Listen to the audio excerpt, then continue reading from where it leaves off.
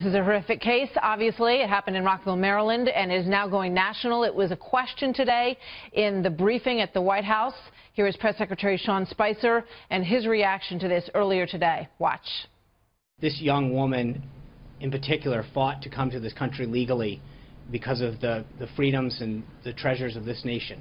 And to think that this kind of tragedy would occur to someone who's personally endured that kind of struggle to come to this nation and then face this is reprehensible.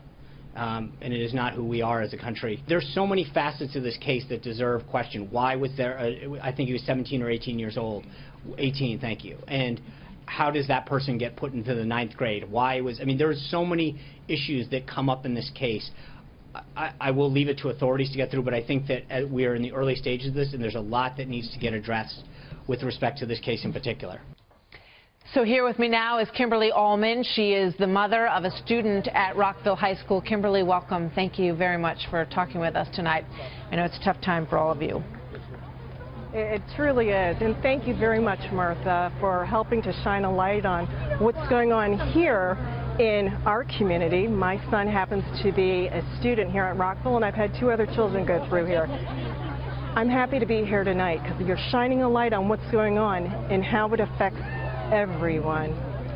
Kimberly, what is it that you want to know? Yeah. You know, let me just start with a question.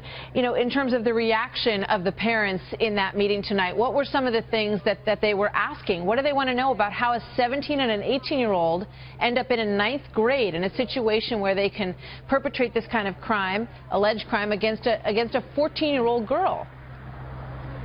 Well, it's amazing. Over the last couple of days, as all of us parents have found out more details about what's happened, we've all been just absolutely shocked because we need to know how this happened, but not to place blame on the school system or anyone else. We can do that later. We want to make sure that we know how to prevent these situations in the future. Our governor came out today and he used very strong words. He used the words that I need to hear and so many of the parents here need to.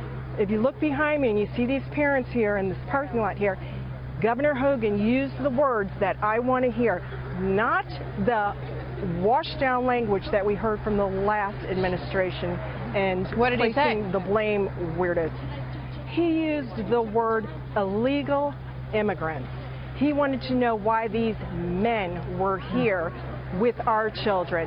That's the problem. If we free up our resources for so many different things by moving these people out, you see, people are very excited about what's going on.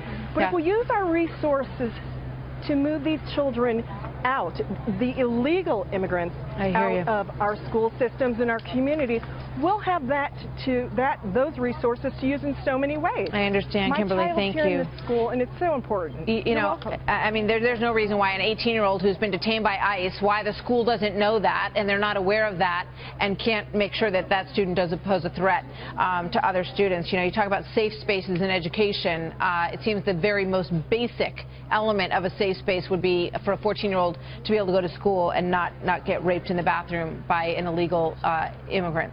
Thank you very much, Kimberly. We'll be following the story, and we thank you for being here tonight.